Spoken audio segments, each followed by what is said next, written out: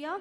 నువ్వు భక్తి చేస్తూ ఉండగా, నువ్వు ప్రార్థన చేస్తూ ఉండగా, నువ్వు నమ్మకంగా దేవుని కొరకు బ్రతుకుతూ ఉండగా, నువ్వు నమ్మకంగా దేవుని వెంబడిస్తూ ఉండగా, నువ్వు దేవుని గురించి సాక్ష్యం ఇస్తూ ఉండగా ఒక రోజు వస్తుంది, దేవుడు నిన్ను దర్శించే రోజు అది. హల్లెలూయా. ఎప్పుడూ ఒకలాగా ఉండవండి. బహుశా అనుకోవచ్చు, ఎంతకాలం నుండి ప్రార్థన చేస్తున్నాను, దేవుడు నన్ను జ్ఞాపకం చేసుకుంటాడా, ఒక రోజు వస్తుందంటే వస్తుంది, ఒక రోజు వస్తుంది. A day will come. ఒక బంగారు రోజు నీ జీవితంలో వస్తుంది, ఒక బంగారు అవకాశం నీ జీవితంలో వస్తుంది. ఆ రోజు వస్తాడు, దేవుడు వస్తాడు. ఆ రోజు దేవుడు చాలా స్పష్టంగా నీ పక్షంగా ఉన్నానని చూపించే రోజు ఒకటి రాబోతుంది. ఆ రోజు నీకొకటే కాదు అర్థమయ్యేది దేవుడు నీ పక్షంగా ఉన్నాడని, నీ చుట్టూ ఉన్న వాళ్ళకు కూడా అర్థమైపోద్ది ఏంటంటే వీరి పక్షంగా దేవుడు ఉన్నాడు, వీరి పక్షంగా దేవుడు కార్యాలు చేస్తున్నాడని. హల్లెలూయా. మనం అనుకుంటే రహస్యంగా ఎంత ప్రార్థన చేస్తున్నానో, ఎన్ని ఉపవాసాలు ఉంటున్నానో, ఎంతగా నేను దేవునికి నా కానుకలు ఇచ్చి దేవుని ఘనపరుస్తున్నానో, ఎన్ని నిందలు దేవుని కొరకు భరిస్తున్నానో, ఎన్ని శోధనలు దేవుని కొరకు సహిస్తున్నానో. అయ్యో, నా జీవితంలో దేవుడు నన్ను దర్శించే రోజు ఇంతవరకు రాలేదే అని అనుకుంటున్నామేమో. వస్తుంది ఒక రోజు. ఆ డే విల్ కమ్. ఆ తారీఖు ఏంటో నేను చెప్పలేను, ఆ నెల ఏంటో నేను చెప్పలేను, ఎందుకంటే ఒక్కొక్కరి జీవితంలో ఆయన టైమింగ్ ఒక్కొక్క విధంగా ఉంటుంది. కానీ ఒక రోజు మాత్రం ఖచ్చితంగా వస్తుంది. ఆ డే విల్ ష్యూర్లీ కమ్.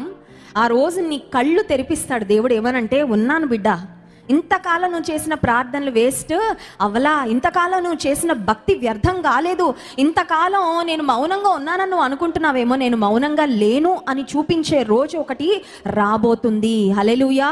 ఇక్కడున్న ఎంతమంది అయితే ఇక్కడ కూర్చుని ఉన్నారో మందిరంలో, లైవ్లో ఎంతమంది పాలు పొందుతున్నారో, మనందరితో దేవుడు మాట్లాడుతున్నాడు. నీవు చేయవలసిన ప్రార్థనలు, నీవు చేయవలసిన యాచనలు చేస్తూనే ఉండు. ఒకరోజు మాత్రం నేను నిన్ను దర్శించబోతున్నాను. ఆమేన్. దేవుని దూత ప్రత్యక్షమైన మాట చూడండి, 11వ వచనం. లూకా సువార్త 1వ అధ్యాయము 11వ వచనం. ప్రభు దూత ధూపవేదిక కుడివైపున నిలిచి అతనికి కనబడగా జకర్యా అతని చూచి తొందరపడి భయపడిన వాడు ఆయను. అప్పుడు ఆ దూత అతనితో, జకర్యా భయపడకుము. దేవుని దూతలు ప్రత్యక్షం అవడం అంటే ఒక జొమాటో స్విగ్గీ ఏజెంట్ మన ముందుకొచ్చి, ఇదిగోండి మీకు పలానా ఫుడ్ ఆర్డర్ చేశారు, మీకు ఇస్తున్నానని కనబడే అంత సింపుల్ కాదండి. దేవుని దూత ప్రత్యక్షం అవడం it was an unusual thing. అసలు ఆ కాలంలో చాలా చాలా అరుదుగా జరిగేది. ఎందుకంటే దేవుని దూతలు ఏదో ఇక్కడ లోకల్గా ఉండే ఆఫీస్ నుండి రారు కదా, హెడ్ ఆఫీస్ పరలోకంలో ఉంటుంది దేవుని దూతలకి. అక్కడ నుంచి రావాలంటే కొన్ని లక్షల కోట్ల మైళ్ళు ప్రయాణం చేసుకుంటూ ఒక వర్తమానం దేవుని దగ్గర నుంచి తీసుకొని దేవుని దూత రావడం అంటే it's not simple, it's not an easy thing. అది ప్రతిరోజు జరిగే విషయం కాదు. సో దేవుని దూత జకర్యాకు వచ్చి ప్రత్యక్షం అవగానే షాక్ అయిపోయాడు, భయపడిపోయాడు, తొందరపడిపోయాడు. దేవుని దూత నా దగ్గరికి రావడం ఏంటి? కొన్నిసార్లు మనకు అలాగే ఉంటుందండి, దేవుడు దర్శించాలి దర్శించాలి దర్శించాలని ఎదురు చూస్తూ ఉంటాం. దేవుడు నిజంగానే దర్శించగానే భయపడిపోతాం. అమ్మో, దేవుడు ఇంతగా నన్ను జ్ఞాపకం చేసుకో, ప్రభువా నువ్వు మాట్లాడుతున్నావా నాతో, ఇంత ప్రణాళిక నా పట్ల నువ్వు కలిగి ఉన్నావా. జకర్యా దేవుని దూత అతనికి ప్రత్యక్షం అవగానే భయపడిపోయాడంట. అప్పుడు దూత జకర్యాతో చెప్పిన మాట 13వ వచనం. అప్పుడు ఆ దూత అతనితో, జకర్యా భయపడకుము, నీ ప్రార్థన వినబడినది, నీ భార్య అయిన ఎలిజబెత్ నీకు కుమారుని కనును, అతనికి యోహానను పేరు పెట్టుదువు, నీ ప్రార్థన వినబడినది. హల్లెలూయా. ఈ ఉదయం వేసే అదే చెప్తున్నాడండి మనందరితో. ఏంటంటే అక్కడ జకర్యా అనే ప్లేస్లో మీ పేరు పెట్టుకోండి, మీ పేరు పెట్టుకొని ఒకసారి చదువుకుందామండి ఒకసారి ఆ వచనం ఇంకొకసారి చదువుకుందాం. 13వ వచనం. అప్పుడు ఆ దూత అతనితో, మీ పేరు పెట్టుకోండి, భయపడకుము, నీ ప్రార్థన వినబడినది. హల్లెలూయా. నీ ప్రార్థన వినబడినది. God has heard your prayer.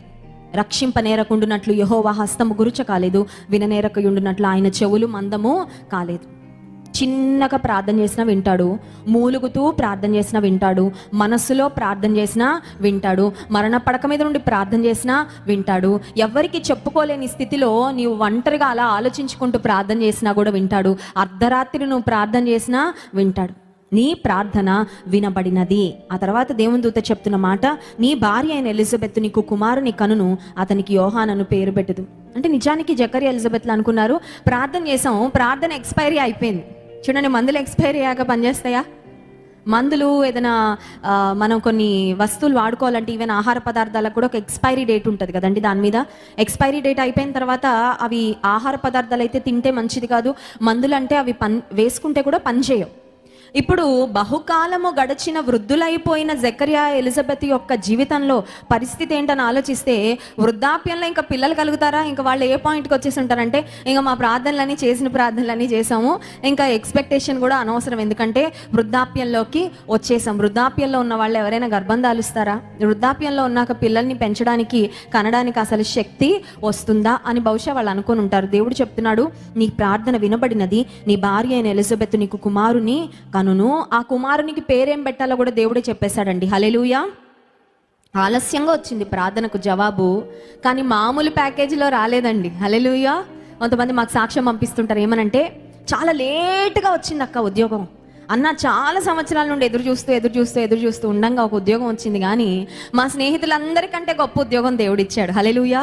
పెళ్ళి చాలా లేటుగా అయింది, కానీ చాలా మంచి ఏర్పాటు దేవుడిచ్చాడు. హల్లెలూయా.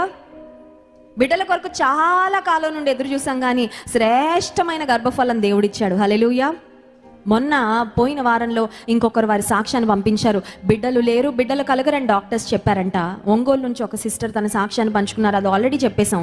ఇది ఇంకొక సహోదరి, పిల్లలు కలగరని డాక్టర్ చెప్పేసిన తర్వాత దేవుడు కవల పిల్లలు మగ పిల్లల్ని ఇచ్చాడంటండి. హల్లెలూయా. 1+1 ఆఫర్ ఇచ్చాడు దేవుడు. మీరు ఒకళ్ళనే అడిగారు, నేనైతే ఇద్దరిని ఇచ్చేస్తాను. దేవుడు చేసే కార్యాలు చాలా చాలా ఆశ్చర్యంగా ఉంటాయి. ఆలస్యం అయిపోతుందని బాధపడుతున్నావేమో.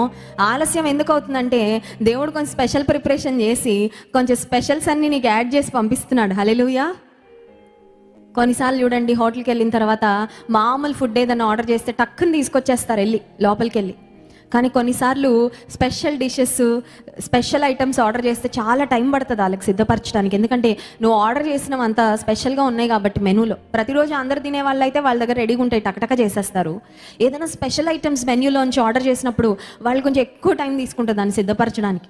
బహుశా నీ జీవితంలో ఆలస్యం అయిపోతుందని don't think that your prayers are wasted. Waiting is not wasting. Hallelujah. మళ్ళీ చెప్తాను, waiting is not wasting. Waste అయిపోతుంది అనుకో, టైం వేస్ట్ అయిపోయిందండి, ప్రార్థన వేస్ట్ అయిపోయిందండి, ఎదురు చూపు వేస్ట్ అయిపోయిందండి, మందిరానికి వెళ్ళి చేసిన భక్తి వేస్ట్ అయిపోయిందండి, ఉపవాసాలు వేస్ట్ అయిపోయాయండి అనుకోవద్దు. Waiting is not wasting, but waiting is double blessing. Hallelujah. Waiting అంటే, వేచి ఉండడం అంటే రెండంతల ఆశీర్వాదమే, కానీ వెయిటింగ్ అంటే వ్యర్థం మాత్రం ఎప్పుడూ కాదు. అది జకర్యా ఎలిజబెత్ల జీవితంలో దేవుడు చాలా చాలా స్పష్టంగా రుజువు చేశాడు. దేవుని దూత చెప్తున్న మాటలు చూడండి. 14వ వచనం, అతడు ప్రభు దృష్టికి గొప్పవాడై ద్రాక్షరసమైనను మద్యమైనను త్రాగక తన తల్లి గర్భమున పుట్టినది మొదలుకొని పరిశుద్ధాత్మతో నిండుకొనిన వాడై ఇశ్రాయేలీయులలో అనేకులను ప్రభువైన వారి దేవుని వైపునకు త్రిప్పును. కొడుకునివ్వయ్యా చాలు, ఒక్క బిడ్డనివ్వయ్యా చాలా అని ఎదురు చూస్తుంటే దేవుడు అన్నాడు, మామూలు బిడ్డనివ్వను, ప్రత్యేకమైన బిడ్డనిస్తానని చెప్తున్నాడు దేవుడు. హల్లెలూయా. మీరు చాలా కాలం ఎదురు చూశారు కదా, మీరు చాలా ప్రార్థనలు చేశారు, చాలా నమ్మకంగా పరిచర్యలో కొనసాగారు. మీకు దానికి నేను ఇస్తున్న ప్రతిఫలము అది. మనుషులు ప్రతిఫలం ఇస్తే కొంతవరకు మనల్ని సంతోషపెట్టేలాగా వారి ప్రతిఫలం ఉంటుందేమో, కానీ దేవుడిచ్చే ప్రతిఫలం మాత్రం కొన్నిసార్లు మనల్ని ఆశ్చర్యపరుస్తుంది. అడుగు వాటికంటే, ఊహించు వాటికంటే అత్యధికంగా శక్తిమంతుడని ఎఫెసీ పత్రిక 3వ అధ్యాయం 20వ వచనంలో దేవుని వాక్యం సెలవిస్తున్నట్లుగా కొన్నిసార్లు ఆశ్చర్యపరుస్తాడండి. నోరు తెరుస్తాం అంతే, ప్రభా ఇంత కార్యమా, ఇంత మేలా, ఇంత గొప్ప ఉద్దేశం ఉందా నీకు నా పక్షంగానే ఆశ్చర్యపోయే విధంగా దేవుడు కార్యాలు జరిగించేవాడు.